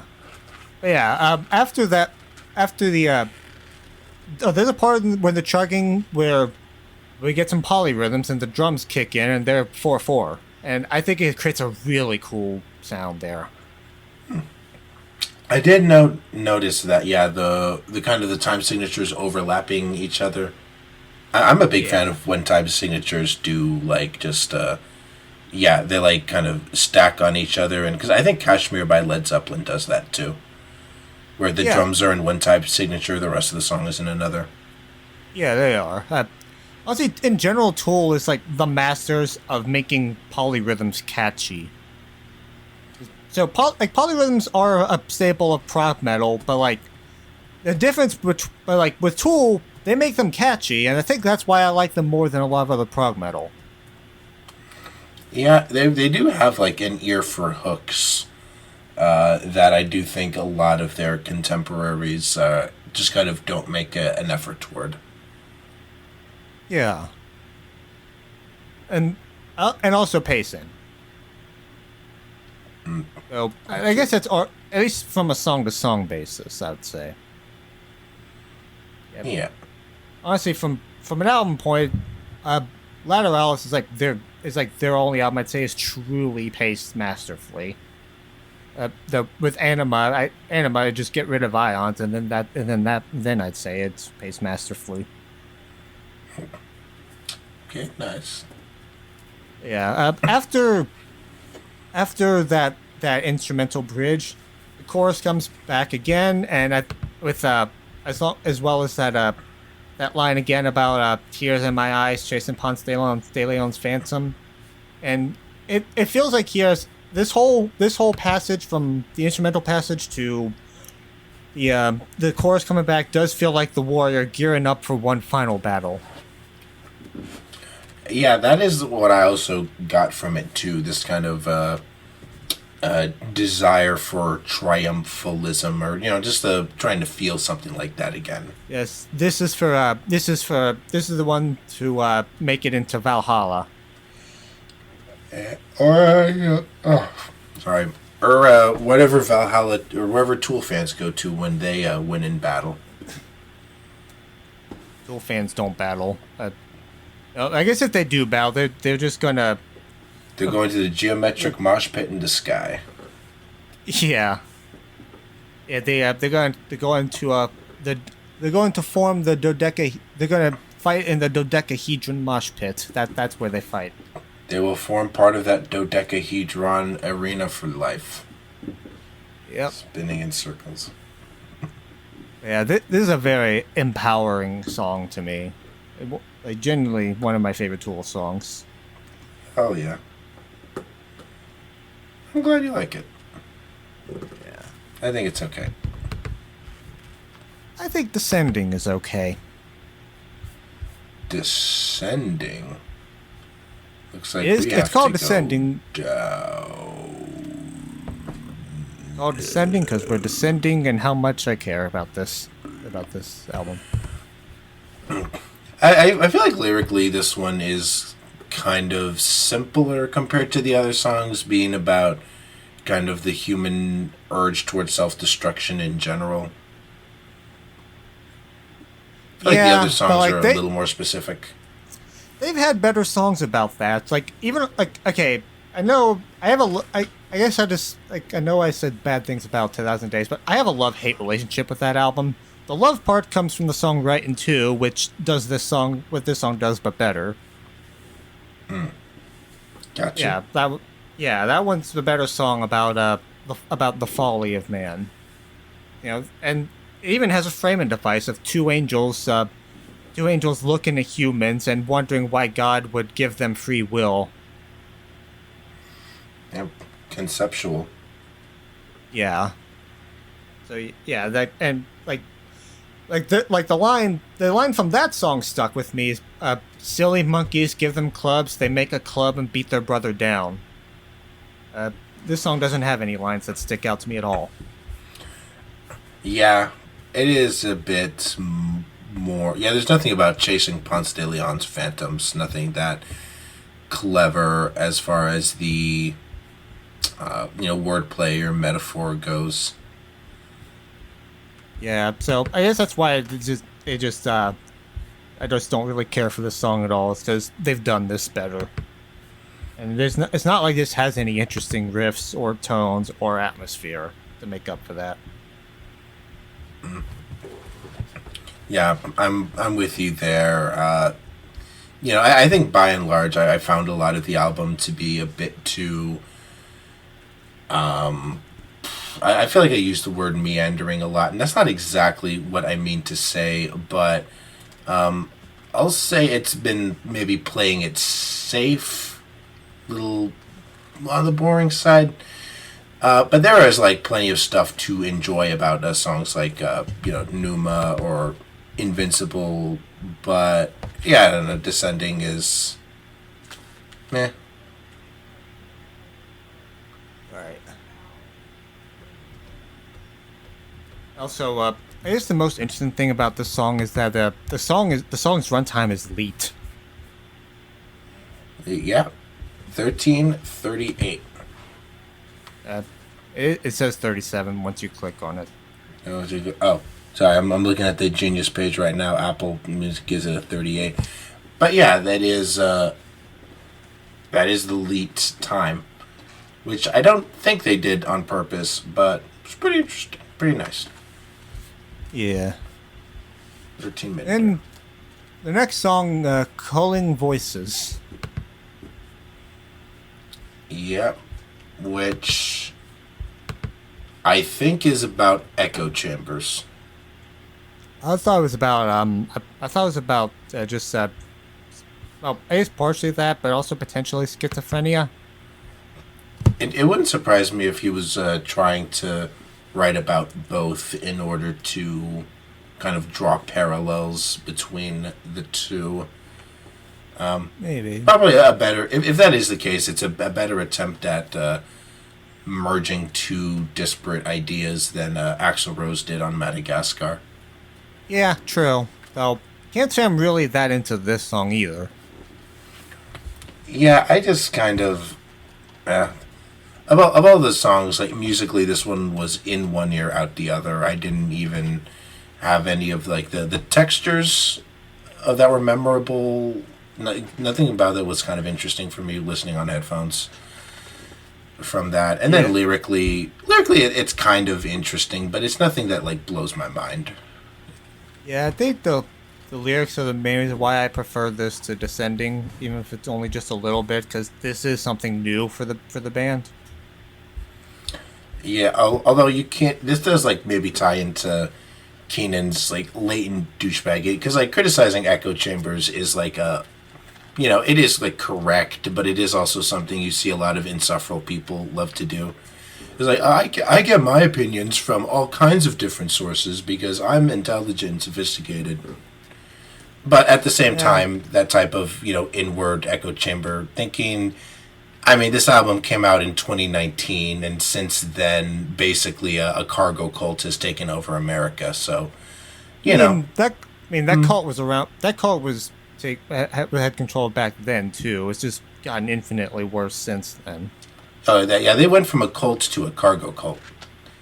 I think that's the big distinction. Things are definitely more insane since then. But Trump's first term was also nuts. I think people are forgetting that. Yeah, exactly. Like I remember some of that stuff, but I don't want to go down that road. I'm already dealing with the current one. Well, Keenan seems to want to do it, and he's going to tell us over and over again about how, judge, condemn, banish any and everyone without evidence, only the whispers from within. I mean, that's kind of about cancel culture, maybe. Yeah, maybe. I don't know. I don't know if I ever thought about that. I think he would complain about that. He seems like the type to do so, and I wouldn't even say they're like invalid criticisms necessarily, but it is one of those things where it's like, okay, we get it. You don't have to be this. He's not a right winger by any means. It's just that he's just kind of. It's just given what he has complained about before, it would seem in line for him. Yeah, I'm with you there. Yeah. And then Chocolate Chip Trip. I actually liked this interlude more than the last two songs. So do I. This is the best Tool. I don't know about the best Tool interlude because it's kind of hard to argue with angry German shouting how to make wheat cookies. Mm-hmm. But this is pretty good. Yeah, I do like that one repeating synth riff. It is an unexpected bit of bright instrumentation on an album like this, and that drum solo is easily one of the most exciting things that's happened on the whole album. Yeah, Danny Carey's probably my favorite drummer of all time. So this does feel made for him. I really grew to love and appreciate his drums just listening to this album. I mean, they sound so crisp, they sound so lively, and he's playing a lot of very complicated, intricate. Like I did play drums when I was younger, and playing anything that isn't 4/4 as a musician takes a lot of effort. And now some of these songs are in like 21/8 time. That has to take a lot of like focus and discipline. Yeah, there's a reason the fans call him a human octopus. Mm-hmm. Yeah, because he has 8 arms and he tastes good fried and covered in butter. So true. Yeah, if you wanted to hear some of his best drum, I'm just going to recommend Lateralis to you anyway because that is one of my favorite albums of all time. That is where every single band member is on point. And that is one that I am due for checking out again because it is like, yeah, a big classic project. And also you like it, so that means a lot to me. Also, it's like the first CD I bought, unless you count the Swans fundraiser album that was made to raise funds for the beggar. 'Cause that is just acoustic demos. Oh, nice. Yeah, Chocolate Chip Trip has some fun bleep bloops. I like it. Yeah. Also, almost 5 minutes, which is an interlude for Tool standards. Yeah, it is the shortest track on the album. Again, if you don't count the fake interludes that don't actually exist. No, they do not. But this does lead into the longest track on the album, and the longest Tool song, Tempest, or Seven Empest. Seven Empest. Which I think the consensus is that this is the best song on the album. This is the one. This even won a Grammy for, I think it was Best Metal Song. Certainly my favorite song on the album. I do think that, it does have all of the same, it does sound kind of like every other track on the album, but like all of the individual components that make up it just are like, they're on point.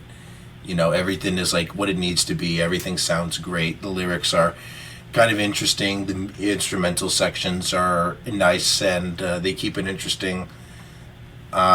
Which again is like for a 15-minute song to like hold one's attention consistently. Says a lot. So, I made my last .fm a week before this album came out. This is still one of my most played songs ever. This is one of 8. I think it's 9 songs that I've gotten over 100. I've scrabbled over 100 times. Ooh. 100 Club. Definitely my highest Tool song on there. I don't know if I'd call it my favorite on the album anymore, since Invincible kind of resonates with me as I get more and more as I get older. I just recently turned 25. Yep, got that quarter century. Yeah, and but this is still a really fucking good song. That's so good. So, like, this feels like Tool's entire history condensed into 15 minutes. Yeah, you do get the harder rock sections of like Undertow and Anima, and then plenty of the more conceptual stuff from Lateralis and 10,000 Days. Yep, and then it all coalesces at the end. It's like yin and yang. It's like it's more focused, but the anger hasn't gone anywhere. It's just more directed. It's more directed and potent. Yeah, and the direction of the topic of the song is pretty much about how the media tries to keep people complacent and unaware of the broader problems with the world. Yep. It's about keeping the lie alive. Yeah, it, again, is a very broad topic, but it is one that, again, we're not going to talk about it, but like, he's onto something, and it's certainly gotten worse in the 6 years since. Yeah. So, the way the song opens, it just and most of the songs are in direct 7/8, but this one seems to be 21/8, and it's done in a way where it's not just 3 clean measures of 7/8 either. Like, it is very disorienting on first listen. Yeah, this is one of those again, like, it's such interesting time signatures that Tool works with. It really, if you try to keep it up, you can really get lost. Yeah, like, I know Schism has so many time signatures that the band has jokingly called it 6.5/8. Yeah, I have heard that. Yeah, so song just has this that opening guitar riff. It plays for a bit, and and then I'm pretty sure it's a some kind of percussion piece comes in, and then and then it gets to easily the loudest the album has been up to this point. Oh yeah, they end on a bang. They're beginning. Well, but like the album ends on yeah, a bang. Okay. Yeah, the album ends on a bang. Since that one interlude doesn't exist. Nope. Yeah. This is definitely this is probably the angriest they've been since. Well, okay. It's been since the last album, The Pot specifically, but I guess that's not that impressive. But when you think about it on its own, but it's been 13 years. They still got it. I think that means something. Yeah, this one like right away did stick out with me. That Keenan's performance, like it sounds the most to this like those classic Anima or Lateralis songs, singles that were on the radio. Like his voice is like the best here that it is on I think any song on this album. Oh yeah, he's soaring on this. Mm-hmm. Like he's really picking it up on this one. Yeah, and the line about the Tempest is, I'll be honest, I'm not entirely sure what a tempest is. That's like a weather It's a thing, massive, right? yeah, it's a massive storm. Got it. I know it's a Shakespeare play, but I also don't know dick about Shakespeare. Me neither. Keenan probably does. And there's probably some Shakespeare shit that I am overlooking. I wouldn't know. I do know this has the line, calm as cookies and cream. So it seems. That line should not work, but it does. Again, this the band loves cookies. How can you say they take themselves too seriously when there are so many cookie references everywhere in their discography? Apparently they were, throughout the production of this album, they were eating a lot of chocolate chip cookies, so that's also why that's why the interlude is called Chocolate Chip Trip. I did read that. Yeah, I guess cookies are just on their mind during this time. Mm-hmm. And yet, cookies and cream would make me calm. Yeah. But maybe not if I needed to be. Or if I needed to be not calm, then that wouldn't be a good thing. Yeah. And it does tie into basically being sedated as the media lies to you. Mm-hmm. Yeah, so maybe cookies and cream is like bread and circuses in a way. Yeah, I think you're right. Yeah. So there is a thematic relevance to that line.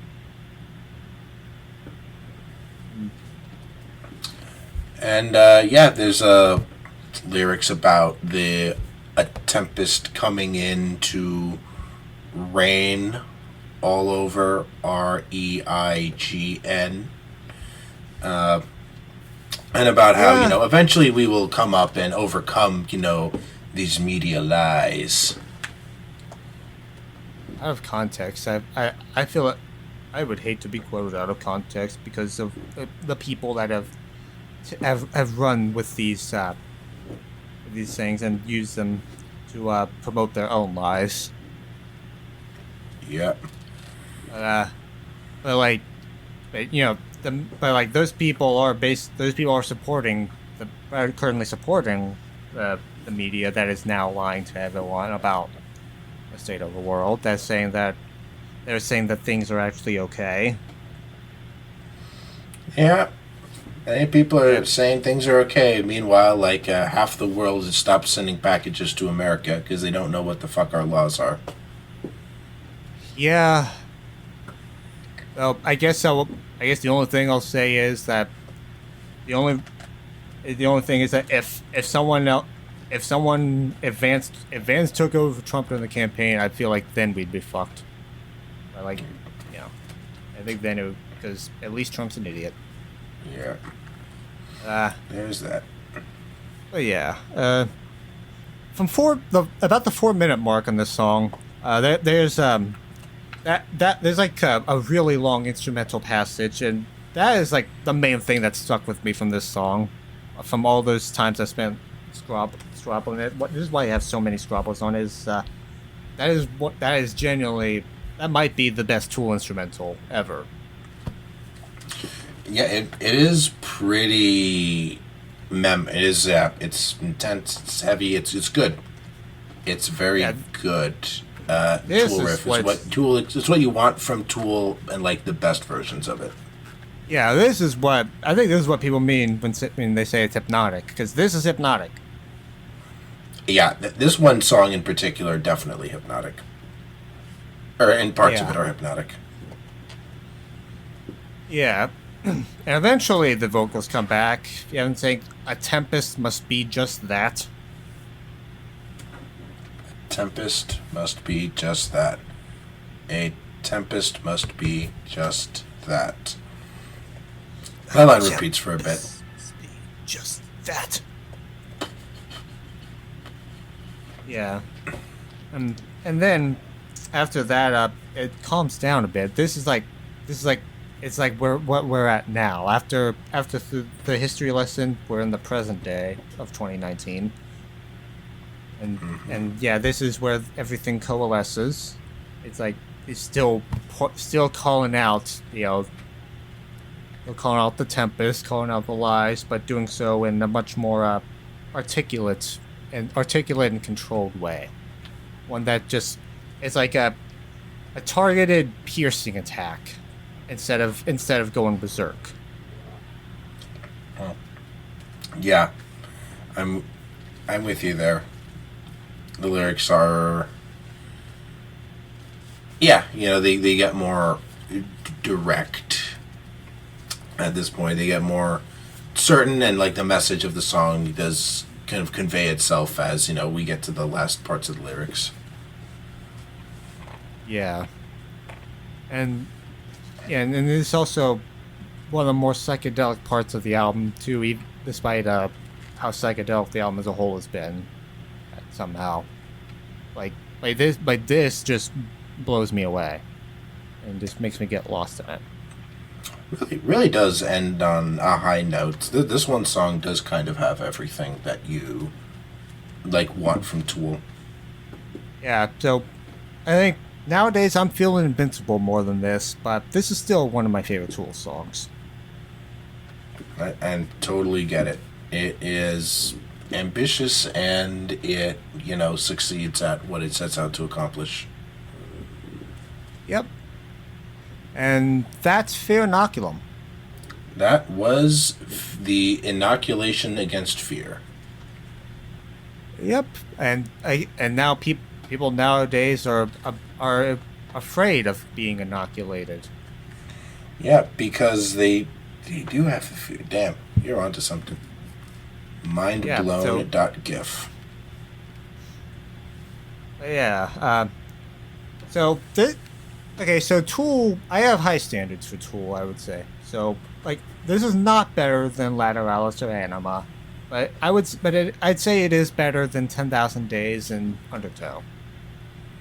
Even if, but mainly just because this, 10,000. The best songs on 10,000 Days. Actually, I don't even know if the best song. Yeah, they are, because I like Right in 2 more than Invincible. But like 10,000 Days has absolutely horrible flow, and I don't even think you can actually make it flow good. I don't think there is a way to make that album flow good as is.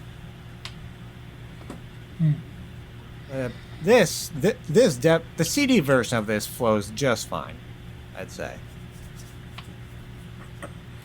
Yeah, and I guess as somebody who's more of a Tool outsider, I did get the sense with this album that there is a lot of stuff that I've heard better on other projects. There's a lot of stuff that I wish it would just commit to being full hard rock or being full kind of mellow instrumentals.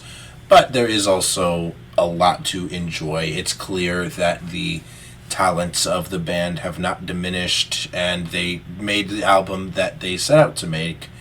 I just don't think it is the best version of itself, and I do think that maybe I could have more patience for some of these songs, but I don't know. I feel like the great moments of this one are maybe fewer and farther between than I'd like. For this one, I was feeling kind of a 5.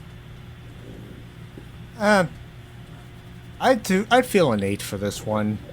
If it didn't have descending and calling voices, it'd be a 9. Gotcha. That is 20 whole minutes on a 79-minute album that I'm not feeling. Yeah, that is a spacious amount of time. Yeah, so I am close, so I am leaning towards 7, but I'll just say 8 for now because the good songs are really good. They are good. Won't deny that. As for Chinese Democracy, I'm feeling a 6. I still like it more than Appetite. Yeah, I guess I'm with Chinese Democracy. I'd feel maybe between a 6 and a 7, leaning more 7. I feel like it's a project that I had more respect for than I thought I would. It is surprisingly consistent, surprisingly singular. There are parts of it that are all over the place, and I do think that maybe if Axl Rose was told no a few more times, we could have had a more focused project. But I did find him like an unlikely sympathetic figure to kind of follow along with the album and the kind of mini narrative it has. And yeah, not all the songs are great, but the ones that are, I have a lot to respect with it. And I think plenty of the album is worthwhile. Yeah, maybe some of those songs would grow on me if I gave them more listens. I think I am starting to appreciate this older and wiser Axl Rose. With such wisdom, don't snort the fire ants. True, and I'll kick your ass like I said I would. He did say he would do it. And he's an LA boy, he just might do it. Yeah. Yeah, I think I've said everything I could say about both of these albums. I, too, have exhausted all my thoughts on our 2 hyped projects. Alright, so now I think we should hype up our next project for the next episode. Which will be the Kims. Yep. There's many of them, but in this case we're talking the 2 who were most known as bassists for alternative bands starting in the 80s that got super popular. And influenced the 90s. That they did. We're talking the Kims, Deal and Gordon. Yep. Specifically the 2 albums they released in 2024. With Kim Gordon, it was The Collective? Yeah, The Collective. And with Kim Deal, Nobody Loves You More. Yep. Alright.